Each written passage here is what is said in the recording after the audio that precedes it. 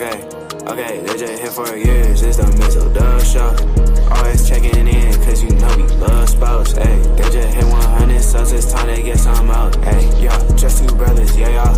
Come tune in. They got guests, they got others, yeah, y'all. Press it in chat. They got talks like no others, yeah, y'all. Cause it's a family up in here. We love each other, yeah, y'all. Let's see what they say tonight, yeah. It's the Mizzle show. Yeah, the Mizzle show. Yeah, Mizzle show. Yeah, the Mizzle show. It's the Mizzle show. Yeah, the Mizzle show. Yeah, Mizzle show. Yeah, the Mizzle show.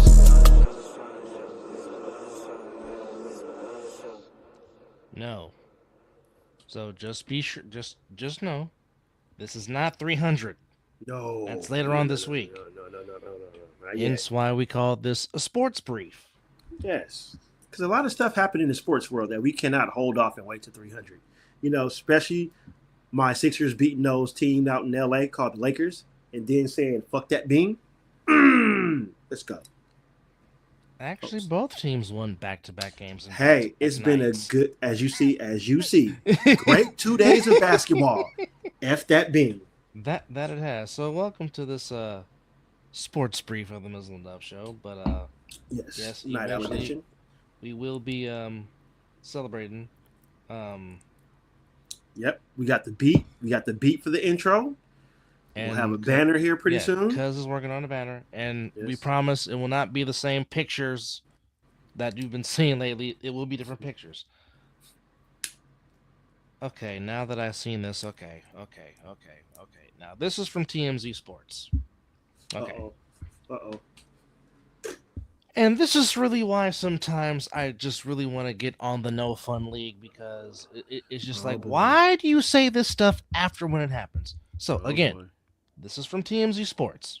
So, Fox Rules analyst and former NFL senior vice president of officiating, Dean Blandino, who you see on college broadcast and UFL broadcast during spring football on Fox, because Fox and ESPN and ABC do the UFL, which, for those that don't know, that is the XFL and USFL combined into the UFL spring football, which is coming up in March, same time as the A7FL coming to you in March also.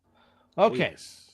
So Dean Blandino. Now again, this is from TMZ Sports. So if you want to cite the source, TMZ Sports has it. So go to TMZ Sports and read it for yourself.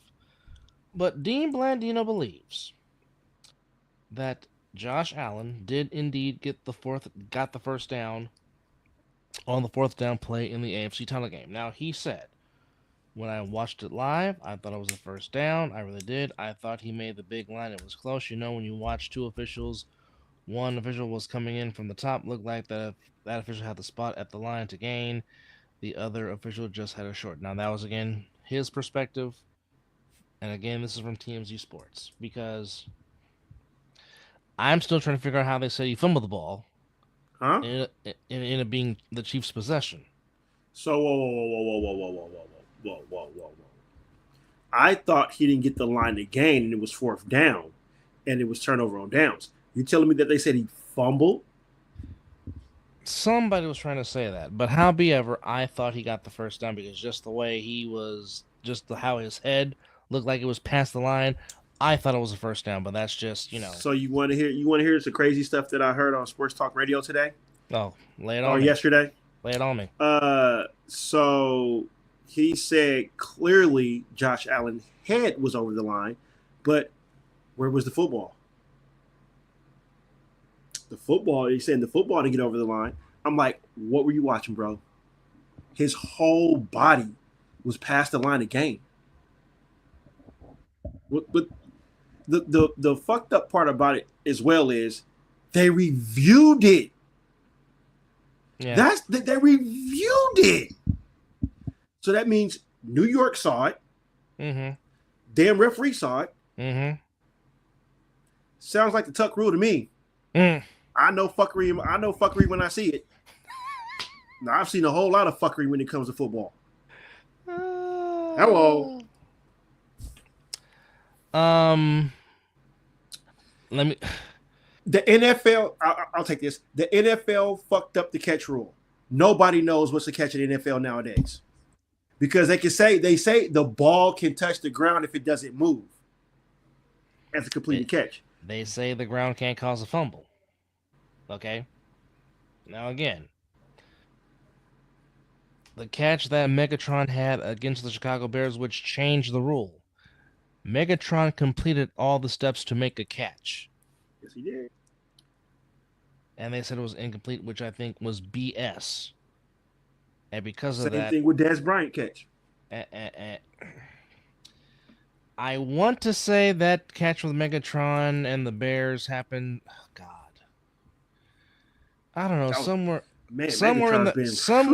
Somewhere in the early 2010s, because I know that particular play cost the Lions a victory against the Bears that particular day. Because that catch by Megatron was a game-winning touchdown for the Lions, but they overturned it. To which again, he completed the catch, had both feet in bounds, completed the catch, then he put the ball on the ground, which still to this day, I don't know what the ref saw. We've seen a lot of fuckery.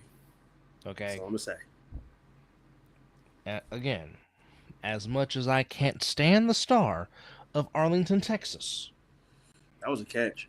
That was a catch in that 2014 divisional playoff game at Lambeau Field against the Packers. Again, both of those teams have caused me heartbreak as a 49er fan in the playoffs. But putting my dislike aside. Fair is fair. Putting my dislike aside, as an analyst, that should have been a catch. Okay? Right is right. I'll even go back further. I'll go back to the 1999 NFC title game between the Rams and the Buccaneers when Burt Emanuel got screwed out of a catch. That was a catch. You went there. I sure in the hell did. Oh, boy. Yes, I did. Like I said, we've seen a lot of fuckery. Okay. I'll even go further before even me and my brother were even thought of.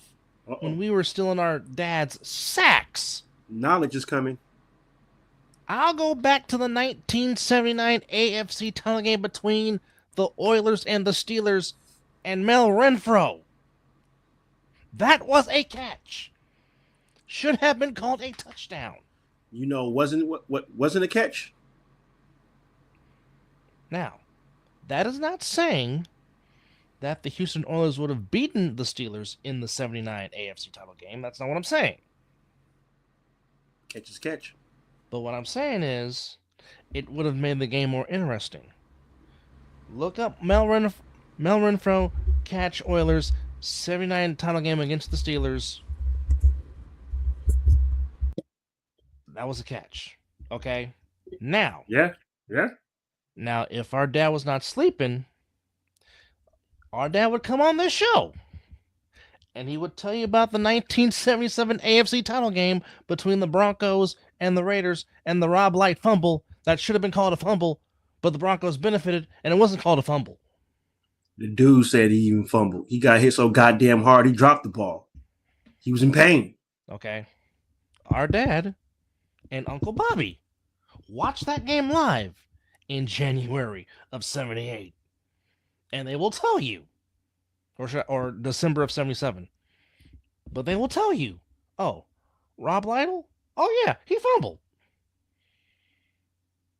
Okay, and back then, NBC didn't have the technology that cameras had, but you clearly saw it was a fumble.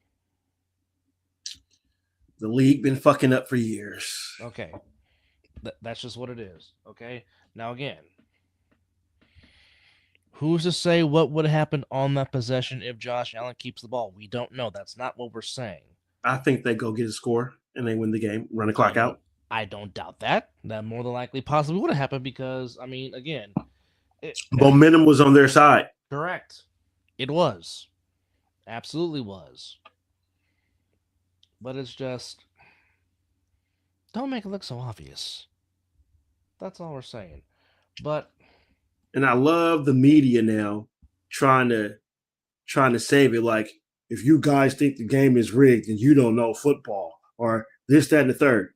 Okay, how much they just put in your bank account for you to go on national TV and say that? Because a lot of media, big media, has been saying that the Chiefs has been getting handed some W's. But now these guys are coming out saying it. Yeah. How much got put in your bank account to say about that?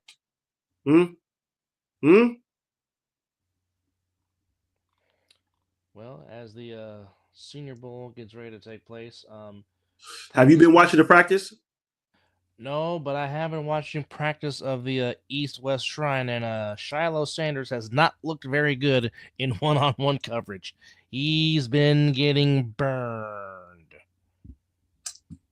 Yeah, I've been watching the 1320 was saying yesterday morning. Yep. Which he's making reference to ESPN 1320 out there in Sacramento, Mm-hmm. which does have some good shows out there. But I've been watching the recent Senior Bowl practice. Hey, there's been some shit going on in these practices. Oof. All I know is this: my team in Santa Clara better take one of those offensive linemen because they've been. It's a ton of them out there, and they can move. Yes. You know, brother. We've seen football evolve. I mean, the only big person that we saw move like that was Larry Allen when we were watching football. Mm-hmm. And that was about it. He was about the only pulling guard that I knew was big. And you knew when he was pulling, you're like, oh shit. But now, everybody can pull. Mm-hmm. It's Well, again, like I said, I mean, hell, with my talent, I could have been behind a couple of these lines. Shit. Well, I will say this. Both of our teams benefited from drafting some O-line picks. You guys with DJ Glaze and Jackson Powers JPJ. Johnson. Oh yeah. Thank you, Telesco. Who now will be the starting center for the Raiders. Has that been announced? No, that's just me, just with my observation, just my eye of just watching him play. He should. And depending on who their O-line coach is, which of course there's been put out there that Tom Cable might come back for a third time, because considering that he was on Pete Carroll's staff for a long, long time in Seattle, and him and Pete had some very good O-lines in Seattle, blocking for one Marshawn Lynch, exactly, who made himself known at Pete Carroll's press conference this past Monday. And we'll get to the press conference in just a second. But, I mean, for my team, Dominic Puny was a godsend. Man had a fantastic rookie year in Santa Clara, and hopefully can build on that. And hopefully he'll get some help on the right side of the ball and a new center. But yeah, there's a lot of. I mean, for those that really have their draft, trying to put their draft board together, watch these Senior Bowl practices and watch these games, because, like I said, there's some interesting stuff. Mm-hmm. But, I don't know if on our last show that we announced this, but the Jets do have their guy and former Jets, Aaron Glenn, who did play for the Jets for 8 seasons. He's now running the ship, and smart hire. And he has his defensive coordinator as Steve Wilkes, who took a year off. Will now coach the defensive. Will now be the DC in East Rutherford or Florham Park, New Jersey. And again, I know my fan base wants to give him crap. But number one, Steve Wilkes is a respected name. He's a respected coach, and a lot of players love him. And again, my team was the third ranked overall defense in the year he was the DC, and my team just happened to blow another 10-point lead in the goddamn Super Bowl because Dre Greenlaw got hurt. They were also third in scoring defense, only giving up 17.5 points a game. So that's crazy for you to have every coordinator you guys had that has went off to take a job of somewhere else. They blew a lead. Mm-hmm. Salah blew a lead. Mm-hmm. D'Amico blew a lead. Mm-hmm. And Wilkes blew a lead. Mm-hmm. Well, not all their fault, because you got an incompetent head coach. Mm-hmm. So, I mean, I guess it just goes hand in hand. Yeah. But, things happen. And here's the thing. Defenses are not going to be dominant year after year. No. Because, again, in this era, it is very hard to keep a team together. Somebody's going to leave and get paid. That's why hitting on your draft picks is very, very important. Muy importante. That's 4 to 5 years that you got. Yeah. So, I mean, it is what it is. But I don't know if I'm excited about my team grabbing somebody from the Jets to be the special teams coordinator. But that's what my team did in Don't have you me know out here hitting the Cat Williams. well, I mean it is what it is. But they touted Jets special teams coach, as I'm trying to find his name. I already know that. We know that about Salah. Trying to find the special teams coach. Good lord. Okay, so I just have to go. Do you think that's going to work? Having I don't Salah know. back? Well, okay. Here. Is that trying to band-aid an open wound that you shouldn't have let him? I mean, he took a head coaching job. I mean, you can't stop that. No, you But cannot. do you think that is this a way of Kyle saying I'm sorry, or do you think they patched it? Can it work, and will he stay out of Salah's way? Because now you got two bullheaded. Both has been head coaches, so now you're bringing that back. I mean, I guess bringing him back is not a bad thing. It's not, because again, it's somebody that can get the best out of players. But again, this is the same fan base that wanted his ass gone in 2018. And I'm the same fan base that wanted D'Amico Ryan gone as well, right? I don't think I ever wanted to be. There's a few. There's always going to be a few. I wouldn't say as bad as they wanted Salah gone. I wouldn't say that. D'Amico was going to be a head coach. 100%. With the job he did 100%. in 2022, he was going to be a head coach. 100%. And you see what he's doing. I mean, 2 years in the playoffs. Yeah, 2 years he's been in Houston. 2 years they've won the AFC South. Again, I will say this: if Stephon Diggs and Nico Collins are playing against the Chiefs, it possibly could be a different story in that divisional playoff game. We'll never know. I mean, they really didn't get blown out. They had opportunities. No, they had plenty of opportunities. But again, I'm pretty sure CJ Stroud will not have a bad sophomore slump in 25 as he did in 24. Because I mean, the Texans are only going to get better, and Will Anderson. This is the third year, right? Yes, and Will Anderson is only going to get better. So you expected him to play the way he played this year, his first year, and then you expected him in his second year to play like his first year. So now you didn't flip-flopped it. The third year, if his receivers can stay healthy. Mm-hmm. All right, so it's Brant Boyer, who's been the Jets special teams coach for the last 9 years, is now taking the job in Santa Clara. So there you go. All right. But Liam Cohen was officially introduced as the Jaguars head coach over there in Duval. And they still don't have a GM, huh? At the moment, they do not. And I'm just trying to make sure that they. I think that's already starting off as a bad marriage. Unless he has a guy that he wants, which would definitely help. But I mean, you would think you always want to get the you want to kind of want that together. You do, or just together. Yeah, you do. It would make a lot more sense. Especially to get a feel for your, I don't know. You want to talk and talk about schematics and scheme and how you want to, put this together, because I mean, this is in a sense, this is who you're married. Well, I guess I don't know much. This is why I sit here and do a show with you. You're not wrong. But nonetheless, some very good energy was out here in Henderson on Monday as Mark Davis introduced Pete Carroll and John Spytek. I'm drinking the Kool-Aid. I was like, I don't know what the hell these guys are going to do, but after watching that press conference and especially hearing Spytek, like I know about Pete. Yeah, we know who Pete is. Pete's going to be Pete. Pete's Yeah, gonna be he's Pete. gonna have that bounce on the sideline, bouncing up and down, running, fist pumping, you know.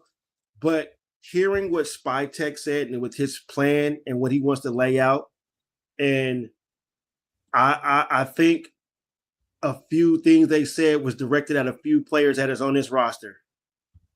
And I'm gonna say his name, and you can at me all you want. I think he was directing that quote to Jack Jones. He said, if you don't want to tackle, if you don't want to finish the play, we don't want you here. We want football players. We want to compete. And I'm like, okay. I kind of understood Telesco's drive and what he wanted to do, which he produced. He said he was going to get players that were going to start now. All right, cool. You got 3. You hit on 3. But Well, like I said, and we talked about this outside the show. Spy Tech has a very impressive resume. the Buccaneers. The man has 2 Super Bowl rings. He's been to 3 Super Bowls, twice with the Broncos, once with the Buccaneers. But the thing that has impressed me is a lot of the players. Now, keep in mind, he was the assistant GM in Tampa. But he had a hand in those draft picks.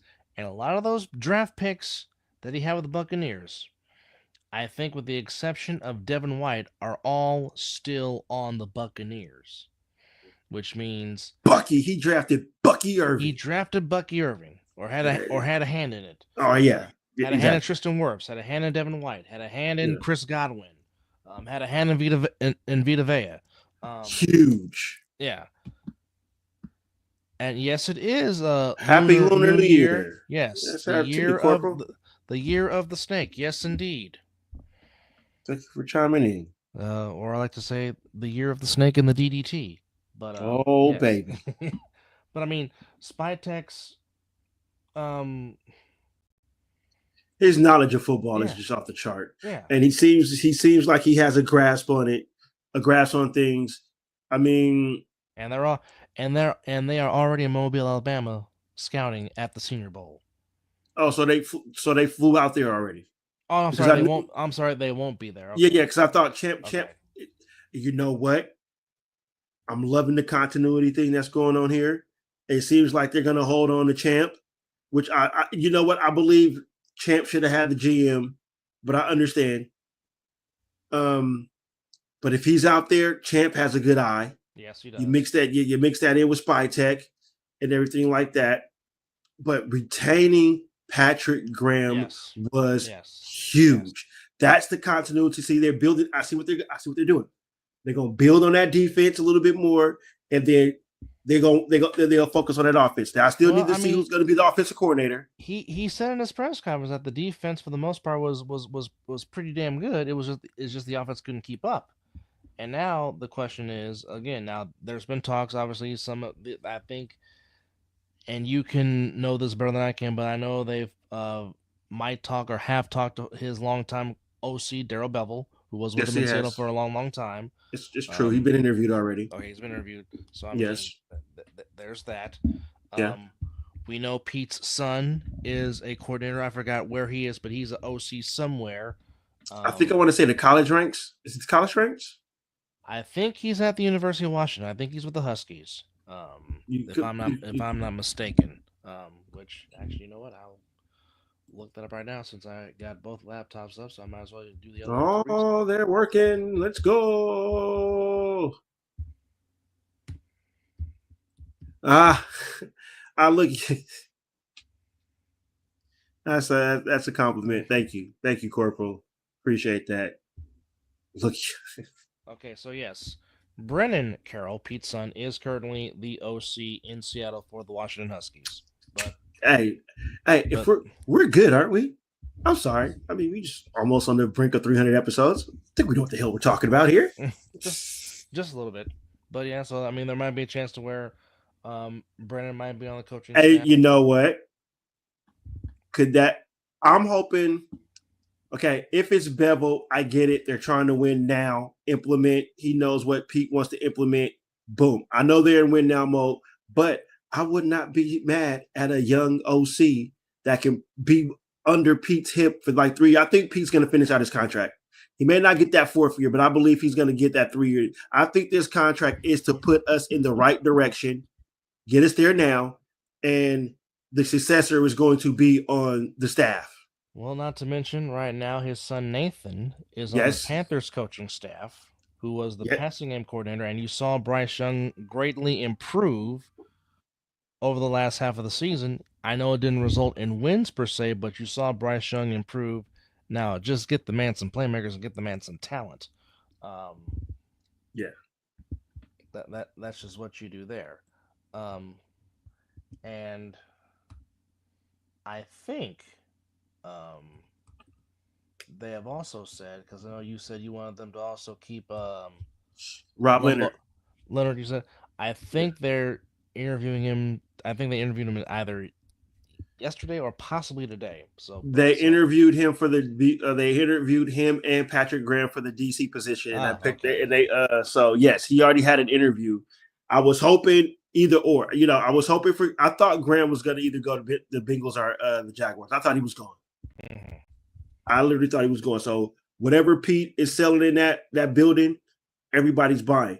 But I believe if they're keeping the core defense, I think Graham might back for Leonard. If Leonard doesn't decide he wants to go somewhere else, I want them to really keep Ricky Manning Jr. because he did good with the DBs. Mm-hmm. Just keep him. Just keep the whole. I'm good with it. Also, Tom McMahon, the special teams coordinator, he'll be retained under Pete Carroll also. So they just got to find a good special teams returner. That's because special team tackling, punt coverage, and kickoff coverage was pretty decent. You know, AJ Cole is still the best in the business, and we know Money Carlson's still going to make kicks. So you know what?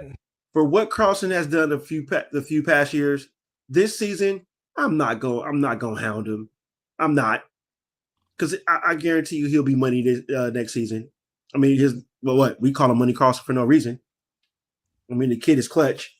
So get Max contract out the way now, and then focus on the core players that we're losing. Spillane's a free agent. Nate Hobbs is a free agent.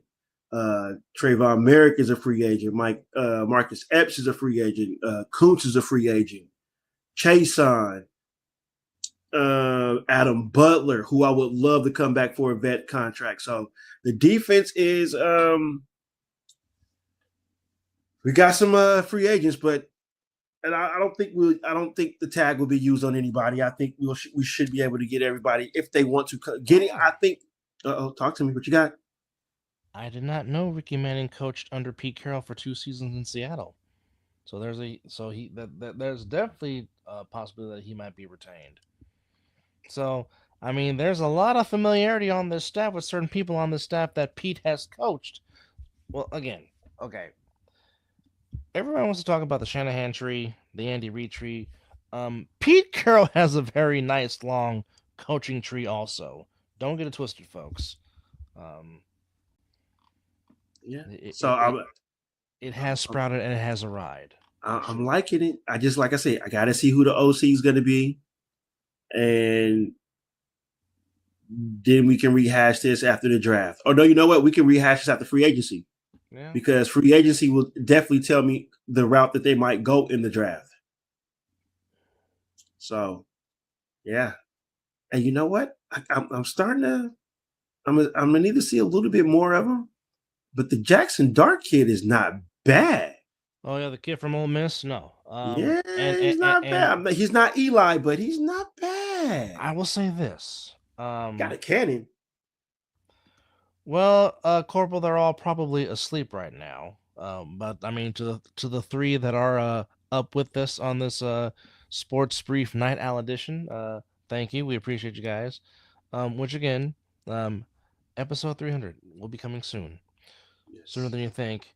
And it will be live in prime hours because this show is really for you guys, the guys that really want to interact with our guests, because without you, we would have not done 299 episodes. 100%. And for that, we definitely say thank you because, like I said, we do the show for y'all. Because I mean, we we've been doing the show of not doing the show forever, so figure why not do this show. And because of y'all, we've been able to do this coming up on our 5th anniversary in June, and now coming up on 300 episodes, which is quite insane. And this is even more insane. Some commercials for Super Bowl 59 have Oh no. sold.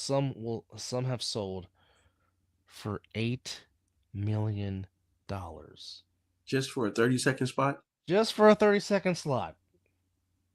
And and, and, That's and and your product or whatever you're trying to do, it probably ain't that great. Now, okay, is it gonna be a beer commercial or a car commercial? or chips. Mm, Now, unfortunately, Super Bowl Pep, commercials have not become what Pepsi. they used to be when No, me and Mizzle were kids watching the Super Bowl. Because I used to look forward to them. yeah, we used to look forward to it.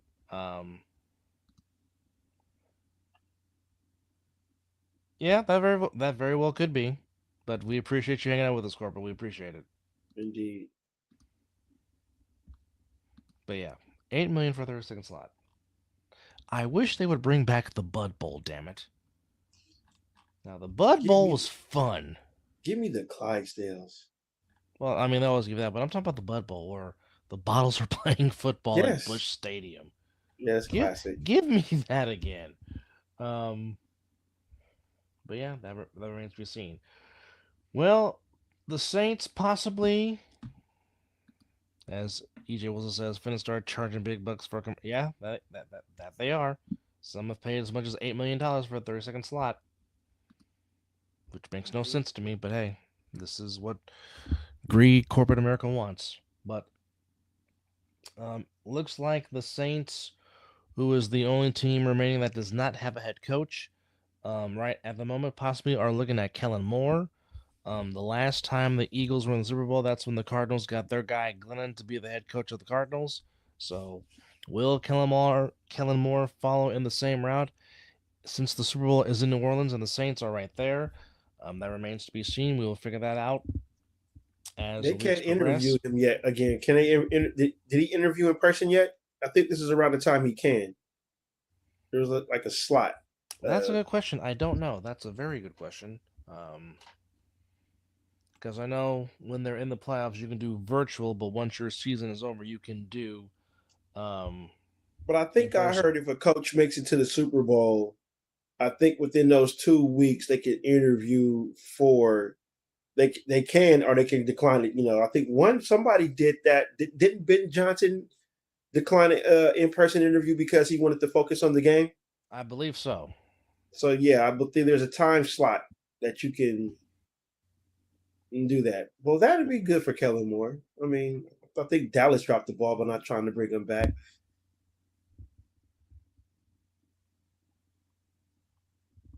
But again, I don't know. Hell, the own fans ain't even happy with this coach. You know what, Corporal? That is a very good question of how you apply. That's a very good question. You're definitely gonna have to have some background. I can tell you Yeah, that of coaching. well, for sure, That's for for sure. sure. But right now, that's according to Graziano, that Kellen Moore is a strong favorite for the Saints job. So we'll keep our eye on that as the Eagles and Chiefs are preparing to land in New Orleans next week. As we know, it will be Super Bowl week officially on the 2nd of February, and of course, Super Bowl 59 kicks off the 9th of February in New Orleans. Kickoff scheduled for 6:30 p.m. Eastern, 3:30 Pacific, of course, exclusively on Fox, with Kevin Burkhardt and Tom Brady making the call that game. Look at Tom Brady calling a Super Bowl in his first year. Well, how appropriate is it? It's on Fox. He won his first Super Bowl on Fox. And he won his first Super Bowl on Fox in New Orleans inside that same stadium. So it all comes full circle for Tom. But yet, Kermit the Frog has a chance to do something that not even Tom Brady could do, which is possibly win 3 consecutive. In a row. Now, If it were to happen, not saying it Oh, isn't. good Lord. Yes, it would be the first in the Super Bowl era, but the Green Bay Packers three-peated twice back when it was the NFL championship, before the merger of 1970. So, That's right. They won the the, first three. well, the NFL championships they won the last three before the merger, Mm-hmm. and including the first Mm-hmm. two Super Bowls before Mm-hmm. they merged and became the NFC AFC. But the Packers did it twice, three-peating from 1929 to 31, of course, 65, 66, and 67. So there you have it with that. So the Chiefs would be the first to win three straight Super Bowls if it were to happen, but they would be the third team to three-peat in professional football championships, if you will. But we don't know what's going to happen. We'll see what happens on the ninth. Sad to report, an Eagles fan, a Temple student, passed away from 18 years old. fell from the pole, a light pole, while celebrating. Um, That's yeah. why they grease him up. Mm-hmm. That's sad though. 18 years old, still had a well, Yeah. just young. That's Fortunately, holding onto a street pole, then slipping and falling flat on his back and his head hitting on the concrete sidewalk. Hospitalized with a brain injury and pronounced dead 2 days later, which is sad. A native of Toronto, he was an exercise and sports science major at Temple College of mm, Public Health. He was also an accomplished gymnast with more than 120 medals, which is a crying shame. And certainly wow. our prayers to his family and the friends that knew him, and of Definitely, course, most those that definitely. knew him at Temple University. Now, if he wasn't on if he wasn't on a boycott of his Cowboys, I'm pretty sure our good friend and our co-host of Talking Ish with Dub, Chris and Mizzle, which next week we will have our Talking Ish Super Bowl show and prediction, and we will talk about the Super Bowl and analyze and this and the third and pick our winners. But I'm pretty sure he would be happy with this that Will McClay, who he wants to be the GM, um, who is the vice president of player personnel, does agree to an extension. Hmm. Um, he's been there since 2014, Hmm. bringing in 15 Pro Bowl players through the draft, most in the league in that time. Um, again, if he was not boycotting his team, he probably would be very, very happy with that. Even though I know he wants him to be the GM, but that's Yeah. here I was just about to nor say I thought he wanted him to be the GM. yeah, he did. Oh, he's been saying it for the last couple of years. He's been wanting him to be the GM of the Cowboys. But any other news that comes into mind, we will keep you guys posted and keep you there. Um, but some real good games took place in the association tonight. It sure Um, did. It but we'll sure go back to did. but we'll go back to Monday night real quick to where Elton John was playing very loud on Tuesday evening as the Sixers in their 70s spirit ushering their Dr. J's as Tyrone Maxey had 43 to lead the Sixers in that ever so sweet chant of beating LA. But unfortunately for the Lakers, well, Mr. Davis Every time he has good games, this happens. tears Every time. himself, and he will be out for a week. Um, Oh, just a week. They dodged the bullet. yeah, they did. Um, but nonetheless, he hurts himself. Um, he wasn't only played 10 minutes, and then that's when Mr. Maxey went to work. Um, only Connect and LeBron decided they wanted to score. As on the Philly side, Yabusele at 14, Maxey at 43, Uber They at did this. 20, Give Gordon had Yabusele an 14, extension right now. Ricky Council the fourth had 16 off the bench, as the Sixers got the win over the Lakers 118 to 104. Um, and then also last night or Tuesday night, the Warriors with no Curry took care of business against the Jazz as Pods almost messed around. He had 27 and Hello. 6 to lead the Warriors to a 114, 105, 103 win over the Jazz. Um, as he gave some real good energy. Schroeder also at 23 to lead the Warriors. Um, boy, Colin Sexton just continues to ball out. He had 30 to lead the way for the Jazz. He might be involved with some trade talks. Yep. Moody had 15. Wiggins had 19. Quinton Post had 10 off the bench last night. I Or think that Tuesday kid's going to night. be good. I do too. I think that kid's going to I be do. good.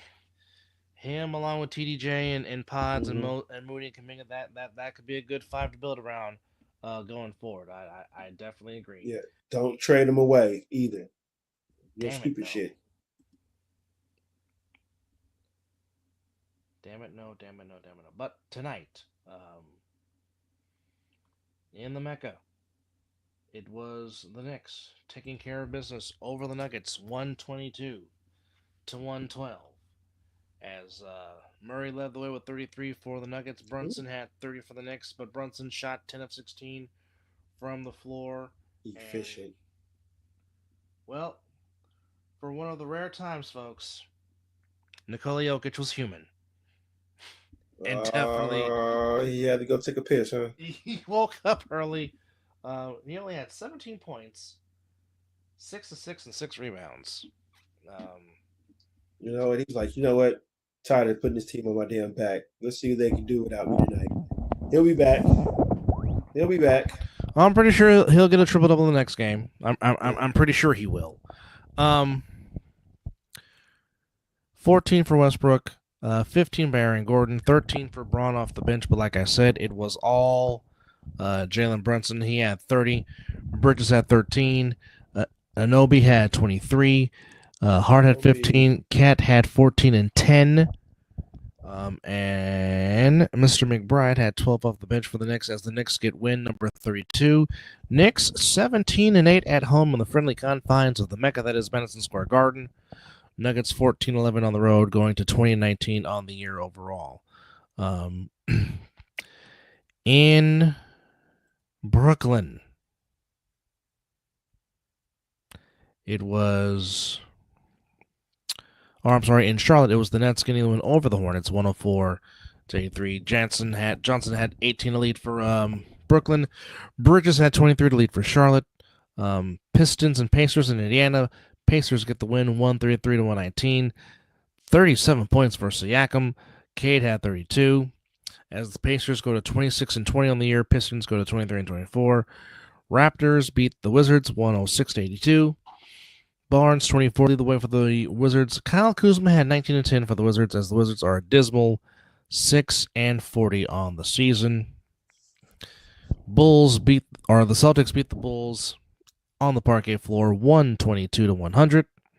As Kristaps Porzingis shot 10 of 18 from the floor to lead the way for the Celtics. He had 34, 28 from Brown, 22 from White, 16 from Tatum, 10 from Pritchard off the bench. Boston goes to 33-15.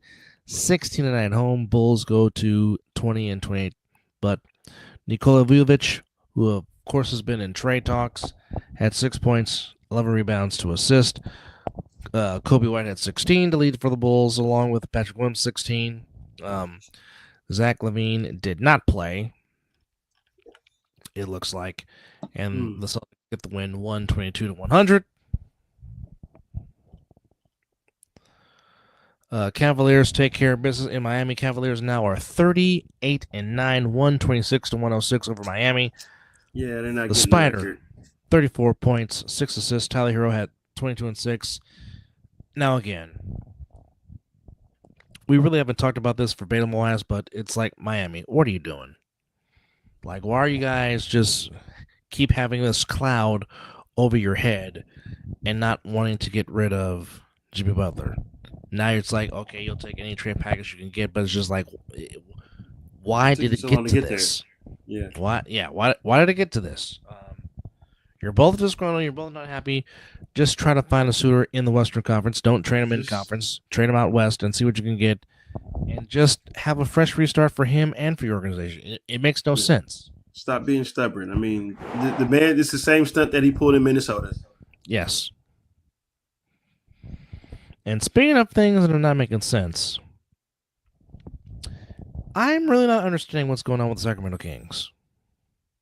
I really don't. Okay, so They're going to trade De'Aaron Fox. the Kings were 13-18 when they fired Mike Brown. Mm-hmm. They put Christie to interim coach. The Kings have gone 11-5 under Doug Christie. And now, supposedly, there are rumors that De'Aaron Fox possibly might be traded and his preferred destination is San Antonio. That'd be dumb. Which I don't know how true that is, because now there's reports saying that De'Aaron Fox said that he did not say that. We don't know. But as we always say, where there's smoke, there's fire. But for the line of me, which the Kings did take on the chin tonight, 117-104, much to the happiness of my co-host, as Tyrese Maxey follows up his 43 points Tuesday night against the Lakers with 30 to lead the way for Philly. Gordon had 14. My Sixer hoodie on, or my Maxey jersey, one or the other. Gordon had 14. Oubre had 15. 9 from Edwards and Yabusele. Lowry had 13 off the bench. Ricky Council had 13 off the bench as the Sixers go to 19-27. Kings go to 23-24 as Malik Monk had 21 to lead the way for Sacramento. DeRozan had 19, 17 for Murray. Fox had 19, and Domantas Sabonis had another double-double, 13 points, 14 rebounds, as the Kings go to 24-23 on the year. In San Antonio, the Clippers get the better of the Spurs by a final score of 128-116. Wemby had 23 and 12. Zubac had a 20-20 game, 21 points, 20 rebounds. Clippers go to 27-20. Spurs go to 20 and 24. Timberwolves beat the Suns in the Valley of the Sun. Edwards, 33 points to lead the way for Minnesota. KD had 33. As the Timberwolves go to 26-21. Suns go to 24 and 22 on the year. And the Mavericks beat the Pelicans 137-136. Where will Brandon Ingram end up? Will he get traded? Where will he get traded to? That remains to be seen. Wherever he goes, he definitely will help somebody. That's for sure. If he stays healthy. If he stays healthy, that's the big question. Mavericks go to 26 and 22 on the year. Pelicans go to 12 and 36. But the best team in the NBA with the best record was the Thunder, but they go to 37-9 as the Warriors came back, despite the fact that Shai Gilgeous-Alexander put up 52. 52 of them buckets, but the Warriors' defense in making sure that only SGA got off held the Thunder to low standard or low shooting as the Warriors found a way to get the win 116-109. And Curry I have to say this in my Linda Cone. And for the love of elevation, Gary Payton II. He put emphasis on the nightcap with a nice pass from Schroeder to GP2, and GP2 with the left hand stuffed it down. But again, I will say this, and I already posted. I said the Warriors do not win this game without Kevon Looney. Kevon Looney was big. Maybe not so much rebound rise. And hello, Joe. How are you? Good morning. Wherever you may be. Say his name and he appears. That's a nice title belt you got there. Is that the Impact X Division belt? It kind of looks like it. Yeah, it kind of does look like it. But Kevon Looney was just big. Maybe not so much rebound-wise because he only got three rebounds, but the man had 18 points to help with the Warriors, which, of course, we know Kevon Looney is not pretty much a scorer. The Universe Galaxy. Hey, can I join the panel then? What galaxy are you from?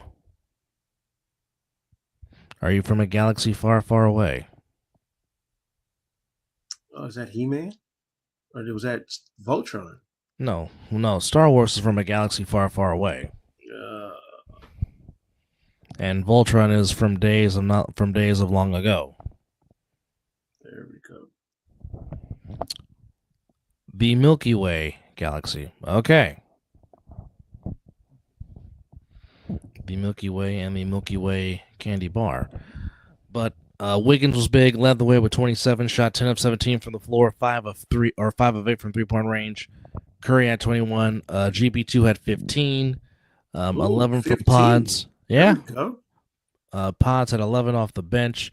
But one thing that definitely was big was the Warriors getting to the foul line. They got to the foul line 28 times. Yeah. And they hit 23 of 28 from the line. That's 82% team-wise, which is That's shocking. very shocking because we all know the Warriors sometimes had a hard time making free throws. Well, honestly, the universe, quite frankly, don't know you enough to put you on the show. Or if I do know you, I don't know your name. But if you're new, we would have to screen who we bring on the show. So, sorry. And that's not to be disrespectful because as we said, we like interacting with our guests. But when somebody new comes along, we have to fill them out because let's just say in the past, we had certain people that we wanted to come on and then either didn't stay on subject or just was kind of unique in their own sense. All over the place. So again, like I said, that's not disrespecting to you, but it's just, again, we appreciate our viewers and we like to interact and chat with our fans. We do. But when somebody wants to come on the show, there's a filling out process, like in boxing. So it once the filling out process happens, if we feel like you're solid and stable, then yeah, we'll give you a shot. So, I mean, please don't take that as disrespect. Please do not take that as we do not like you. It's got to be a filling out process because we don't want to have another episode of what we had the last time we tried to give somebody a chance. So, again, that's no disrespect towards you. Just please understand where we're coming from. That's all. Thank you. But we appreciate you chiming in. Oh, yeah. All right, so Jalen Williams had 26, and Isaiah Joe had 17. But other than that, that was really the bulk of the scoring for the Thunder. Like I said, the Thunder struggled as they only shot 40% from the field. Warriors shot 49%. Big win. And oddly enough, go figure, the Warriors win the season series against the Thunder 2-1. Go figure. Wow. Right? They won the first time they played back in November, 126-116. Then the Thunder got revenge, 105-101, and the Warriors get the last win of the series, 116-109. So the Warriors take 2 of 3 from the team with the best record in the NBA. So 2 of the 9 losses that the Thunder have on this year come by way of the Golden State Warriors. And I know some people were like, you know what, trade it, blow it up. But, I mean, if this team can get healthy, you really want to see what they can be with their full squad back. And also, as already mentioned, on the 23rd of February, and I think it's appropriate that it is against the Dallas Mavericks because I'm pretty sure Iggy would want Clay to be there. His number 9, forever in the banners of the Chase Center, Andre Iguodala, of course, really the first big-time free agent that wanted to come to the Bay Area, certainly in the Joe Lacob era. Now, there have been free agents that have come to the Warriors, but they've been pretty much at the end of their career, and they just want one last payday. Yeah.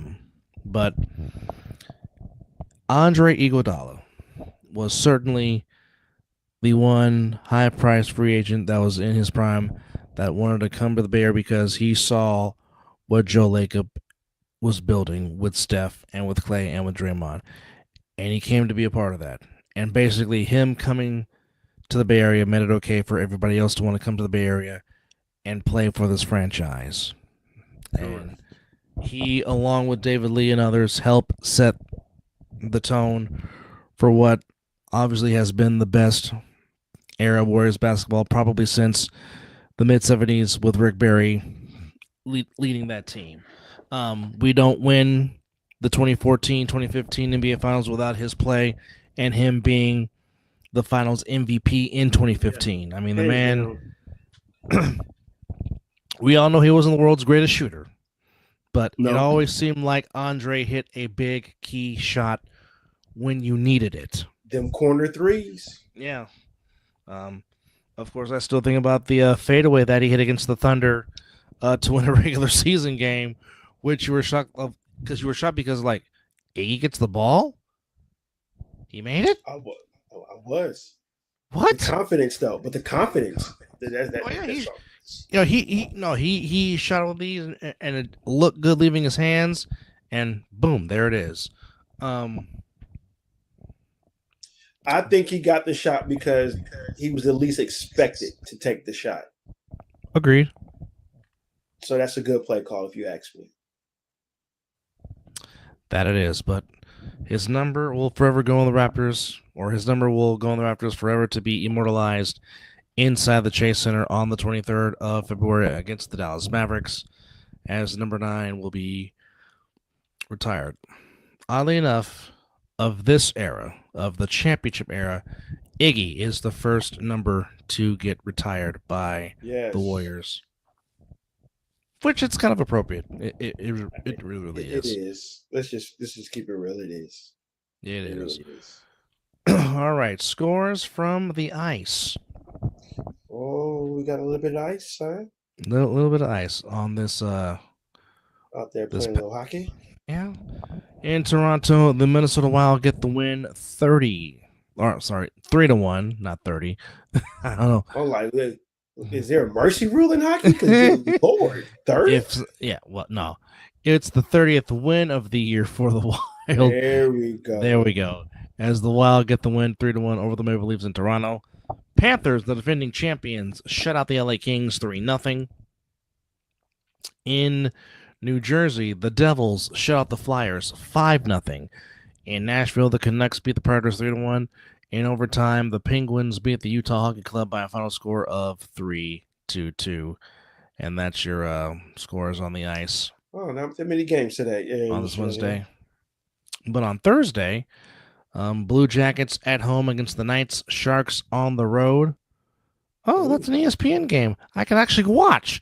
I can actually watch the Sharks tomorrow. Sharks against the Kraken in Seattle.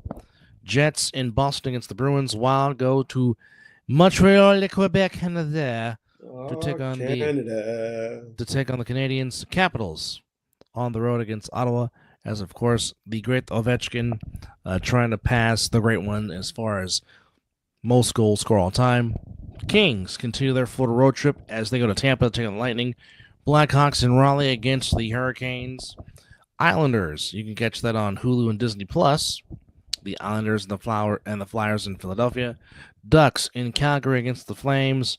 And EJ's beloved Edmonton Oilers at home against the Detroit Red Wings.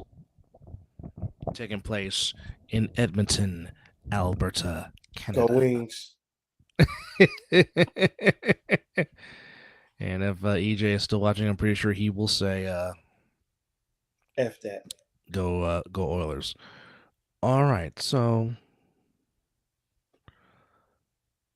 Oh, okay. So, what do we got here? All right. So, a couple of haters. So, Connor Ben and Chris Eubanks Jr. is set for April the 26th in London. And this will be a middleweight fight at the 160 limit. And, of course, Nigel Benn and Chris Sr., their dads, fought in 2 bouts in the 90s. They originally were set to take place in 2022, but Conor Ben tested positive for a drug, banned outside by the World Doping Agency, blah, blah, blah, blah, blah, blah. So Ben is 23-0 with 14 Ks. Eubanks 37-3, 13 KOs. So That's going to be a good fight. 1, 2, 3, 4. So it's a 4-fight undercard before the main event. Obviously, we know coming up real soon, David Benavidez will be fighting, defending his title. So let's just go through the schedule. All right. And see what we haven't talked about boxing in a while. Which we do need to get our good friend Kevin Perry from the KO Nation podcast back on the show. Especially if this Terrence Crawford and Canelo fight is really going to happen. Well, one thing we do know that is going to happen on February the 1st on a PBC pay-per-view. David Benavidez will defend his WBC interim lightweight heavyweight title, and also with Morrell's WBA lightweight heavyweight title, as David Morrell Jr. and David Benavidez will go 12 rounds in Las Vegas. Dang it, if I had money, I really would try to go. Right? Because that's going to be a good one. That'll take place on PBC, on PPV on Prime Video. On Valentine's Day, it will be Dennis Bernick against Keyshawn Davis for the WBO lightweight title. That's on ESPN in New York. In Saudi Arabia, rematch for the undisputed light heavyweight championship as Arthur Beterbiev takes on Dmitry Bivol. Rematch. Oh. There's going to be a lot of leather flying on that one. That's on the DAZN pay-per-view. And on March 1st, I think it's still on, which we know for now, in Las Vegas. That's also Prime Video PPV. It'll be Tank Davis, Gervonta Davis, and Lamont Roach Jr. for the lightweight WBA title held by Tank Davis. So, also, another title fight on the undercard for Benavidez and Morrell. Brandon Figueroa will be defending his WBC featherweight title against Stephen Fulton, 12 rounds. We know what featherweights do. Throw leather, throw leather, throw leather. And did I mention throw leather? What's defense? No. Also on the undercard, we got Isaac Cruz against Angel Fierro. That's 10 rounds in the junior welterweight division. Okay. Jesus Alejandro Ramos Jr. against Jason Rosario. That's 10 rounds in the junior middleweight division. That'd be a good one. Yolini Hernandez against Angel Ruiz Astorga, 10 rounds in the middleweight division. And Miko Coelho against Christian Olivio, 10 rounds in the featherweight division. So welterweight, middleweights, featherweights, junior featherweights on this 6-man card or 6-fight card. Wow, nice. In Vegas on February the 1st. Again, you can catch all that on Prime Video pay-per-view PBC Boxing. Also, there's a fight going on in London. February the 2nd on DAZN. Ooh, Clarissa Shields getting back in the ring on February the 2nd in Flint, Michigan on DAZN. All right. So she will be defending her women's title against Danielle Perkins, 10 rounds. Gotta love boxing. Brandon Moore against Skylar Lacey, 10 rounds in the heavyweight division. Joshua James Pagan against Ronald Ron, 8 rounds in the lightweight division. And another women's fight in the women's junior welterweight, Samantha Worthington, 8 rounds. The opponent to be announced. That's on February the 2nd on regular DAZN in Flint, Michigan. Beautiful. So there you go. So interesting stuff going on in the Sweet Science, and definitely want to make it to one of these fights that ever decides to come back to Vegas, because that would be good. Mm-hmm. That would definitely make me happy. But yeah. So Warriors get back-to-back wins and back-to-back games against the Jazz and the Thunder. Sixers beat the Lakers and the Kings. What do we have coming on tonight in the NBA? Let's take a look at the schedule for this Thursday night in the association. Let's take a run. All right. So later on today, Lakers are in the nation's capital against the Wizards. Atlanta goes to Cleveland. That'll be on TNT.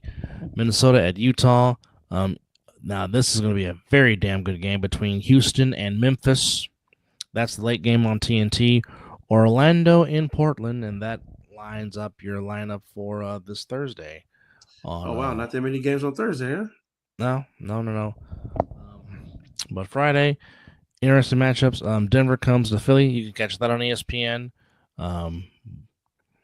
Milwaukee and San Antonio, and the Suns in the Bay Area against the Warriors. That's also an ESPN game. So that's your Friday matchups.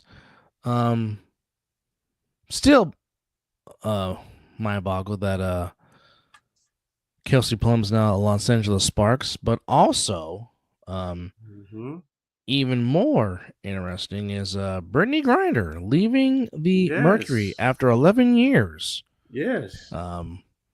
As she will now be taking her talents. I want to say she's going to Atlanta. Yes. She after so many years, she was now going to take her talents to Atlanta and play for. We'll see how that works out. Yeah, play for the Atlanta Dream, if you will. The Dream this past season finished 15-25. Still made the playoffs. They were the 8th seed. We'll see how Kelsey Plum can help the Sparks, as the Sparks were a league worst 8-32 this past season. Of course, the Aces were denied a three-peat. Still had a good season, finishing 27-13. So we'll see what happens. But yeah, going to be weird seeing Brittany Griner no longer wearing the Phoenix Mercury colors and now putting her talents in Atlanta. So we will see. So we will see how that goes. Caitlin Clark says she does not want to participate in the 3-point contest during NBR, so she wants to do it for the WBA. Nothing wrong with that. It's your world. We're just living in it. Yeah. Of course, later on this season, the Valkyrie from the Bay Area will be making their debut. Looks like I got a WNBA team now. Well, their first game will be against the Sparks. Go figure, on May the 16th to open it up inside Chase Center. So there you go. Well, I guess I did pull for the Aces because of Mark Davis on them, but now since there is a Bay Area team, well, that just means I have two, but of course. I mean, I guess I can root for both. I guess, I'm still. I have 2 NBA teams, so why not 2 WNBA teams? Let's go. But I'm still over the soil because like I said, I do root for the Knights, but I'm a Sharks fan first. And if somebody asks me if they play in the playoffs, I said I'm a Sharks fan first. Sharks came in '91. I was in the Bay Area in '91. I'd bleed teal and black first. I mean, like I said, I love the Knights. Knights won a Stanley Cup. God bless them. But if push comes to shove, if the Knights and the Sharks play in the playoffs, I'm a Sharks fan first. I'm loyal to the soil. 100%. Taylor Rogers traded from the Giants to the Cincinnati Reds for a pitching prospect. And some cash. And some cash. So they break up the Roger brothers, but it was good to see that for a year. But Taylor Rogers, the submariner, is still there. Ha-Sung Kim, the Padres free agent shortstop, signs with the Tampa Bay Rays, which made Oos very, very happy. Which is very, very interesting. As pitchers and catchers are soon to be reporting. It's almost that time. Spring is almost here. Yes, it is. Which is, interesting. But still, with Pete Alonso and Alex Bregman still to be undecided, which is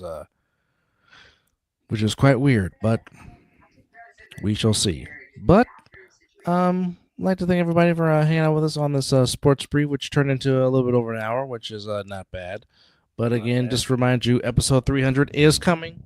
We will have banners, and we will also promote it, and hopefully we will have some guests to all of our guests in the chat. So we appreciate you. Thank you very much.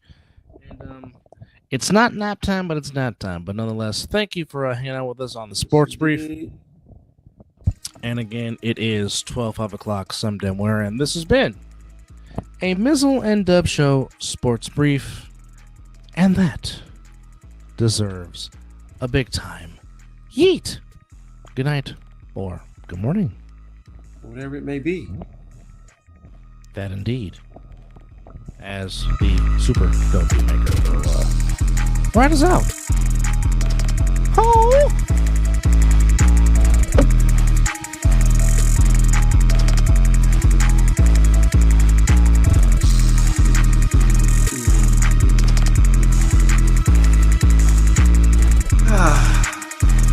What a night, what a night.